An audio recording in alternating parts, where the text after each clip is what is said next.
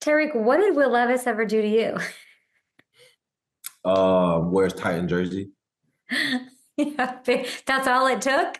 That's all it took. I thought maybe you had some vendetta or something because you absolutely crushed it. You led all rookies in receptions, pass breakups, forced fumbles last year, and you come out the gate and you are named NFC Defensive Player of the Week. What did that feel like? Oh, great. Just to piggyback off of what I built towards the end of last year and just, putting my name on notice for real, just letting people know, like, you got to run all-star corner and then, it's another one on the other side in the making. Yeah, I mean, you won that award now 2 of the last 3 weeks of the NFL season. That's you won it in week 17 against the Falcons when you had two interceptions. Mhm. Is this going to be a regular thing for you? I definitely try to make it. Definitely the guys, I feel like I should give more praise to the guys in the building because I wouldn't actually be in the position I am without the guys on this team pushing me daily to go out there and just show the world the things I be doing in practice, literally.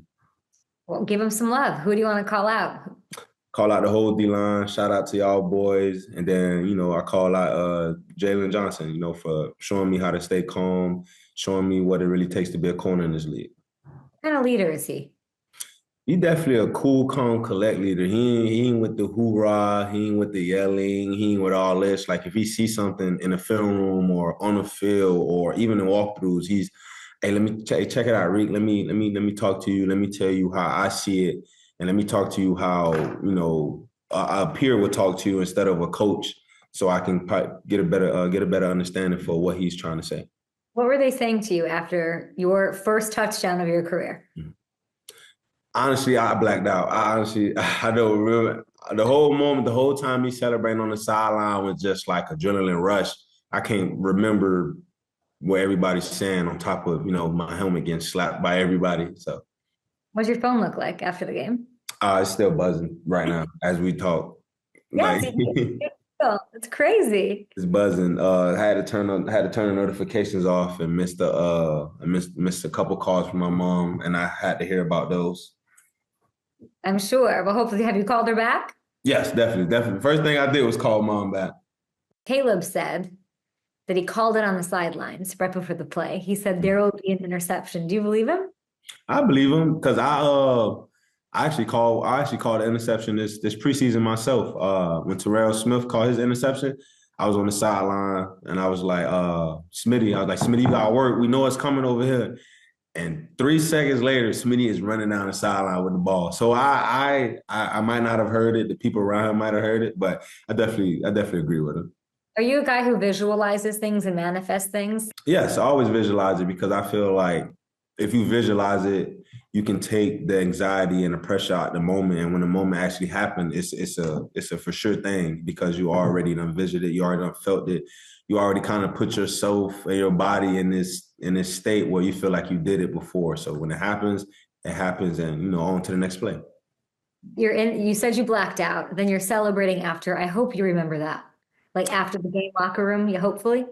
That after the game, it was more of I remember that. I remember that. Okay. It was more of a celebrating with the team and just telling the guys that I appreciate them and just letting it be known that we're excited for this win, but it's back to work.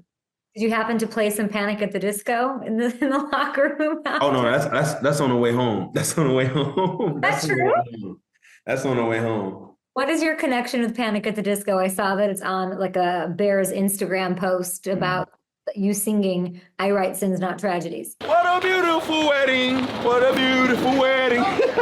I heard it like a few years ago. I think while I was at Georgia, I heard it and I just fell in love with the song. I love the music video. I love everything about that song. I need to. I don't even know that is it really popular? How did that even Yeah, come no, it, about? it really is popular. It's a popular song. Oh, this one. Yes, yes, You listened to this on the way home? yes. After a win, just on some random days, I just hit it. I feel like it just put me in my zone. That is hilarious, and I love that. You said you were talking about it being a team win, everybody was celebrating together. I like this idea of a kickstand that you brought up. You said that it was that's what the defense is, this sort of thing for Caleb and the offense. Mhm. What did you make of his debut? Uh, he did solid. He didn't turn the ball over. Don't feel like he did anything to put us in jeopardy or lose the game.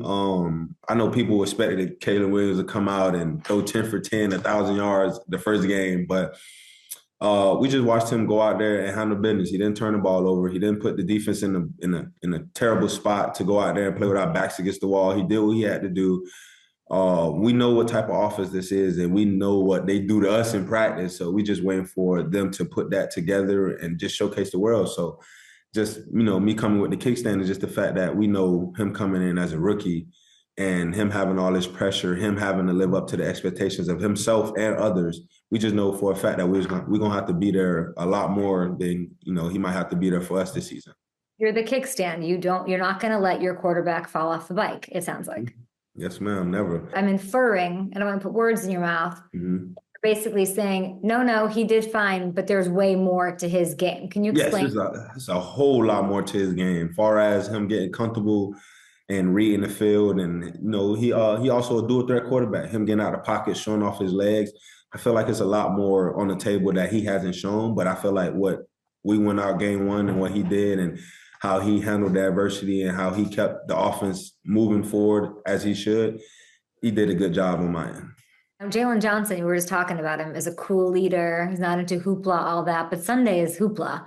Sunday is bright lights. You know it. Like, what this game means. I want to know what it means for you two as a cornerback duo trying to put the league on notice. Honestly, we ain't even worry about the league. I feel like it's a competition between us. I caught a pick. Last year we both had 4 picks. He had a pick 6. This year we both got a pick.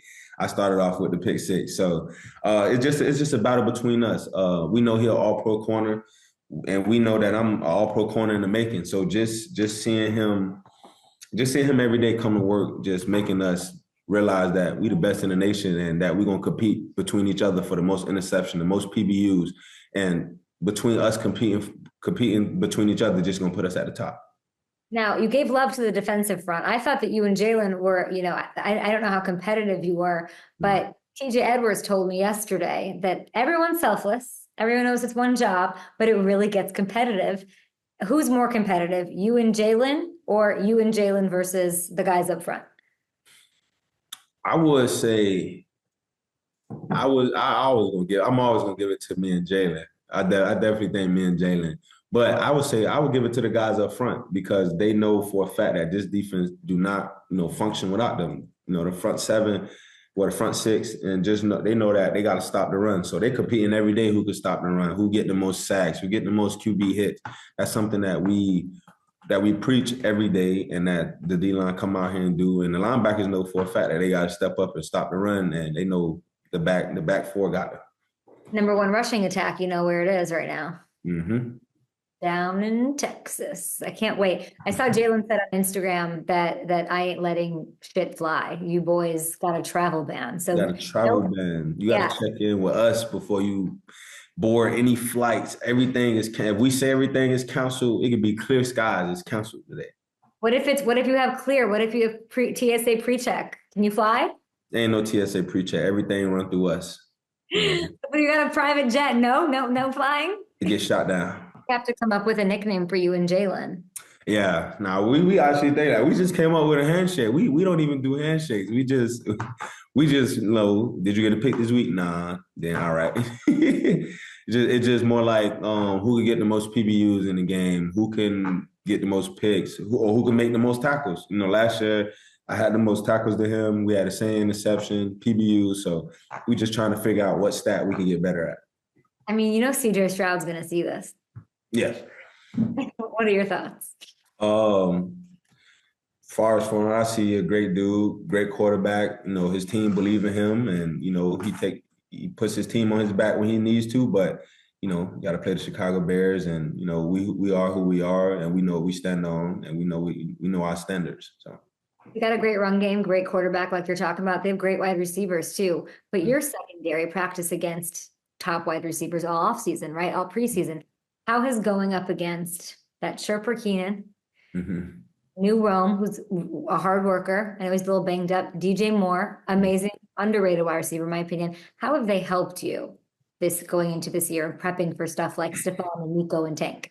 They just made me realize that I could cover pretty much anybody in the league. Just going against DJ and his game just shows you that, you know, you got to be a little bit more, you can be aggressive here and there. Going against Keenan, you gotta watch the double moves, you gotta watch the head fakes, you gotta watch the extra stuff that Keenan gonna throw in. And then going against Rome, like you say, he's a hard worker. You know, if you sit on him, he's running by you. If you play top, he's sitting down. So Rome gives you all type of problems. But going against those dudes just showed me I'm him. And it's time for me to put the league on notice. Just going against those dudes just helped me get 1% better every day. And I appreciate them for that. When you got the NFC Defensive Player of the Week, what was the text to your competition, Jaylon? I really couldn't say nothing because he ended up getting the pick himself. He ended up getting an interception himself. So only thing that I got right now is the pick six. So it wasn't really no showboat, and there was really nothing. It was more like, you know what, we'll see what we on next week. I love that. I'm sad you don't face the Packers till later. It's week 11, right? But you do have some bragging rights already. I know you're not showy. I know whatever, but you're competitive. You and Braxton Jones crushed AJ Dillon and Carrington Valentine in celebrity cornhole this summer. Should we just start the trash talking now for week 11? There's always trash talk. Everybody know what it is with the Bears and the Packers, honestly. So definitely excited for that upcoming game, and definitely excited to go against the receivers. The receivers know me, and I know the receivers. So definitely excited to see them boys again. I can't wait. I got to ask you, because I'm just getting to know you. What's really important to you? What's driving you when I'm watching you on Sunday? Mm-hmm. What's driving you? I would say myself, honestly. Every day I wake up, I want to always prove to myself, my neighborhood, my family that, you know, there's always room to get better and chase that 1% every day. So I would just say myself, and me wanting to be the best version of myself is keeping me motivated every day. You're the best, Tyrique. Congrats on the hardware from this week. I mean, you have an award. I would flaunt it if it was me. But we'll see you under the bright lights of Sunday Night Football. Mike Tirico, Chris Collinsworth. It'll be a lot of fun. Good luck. Thank you.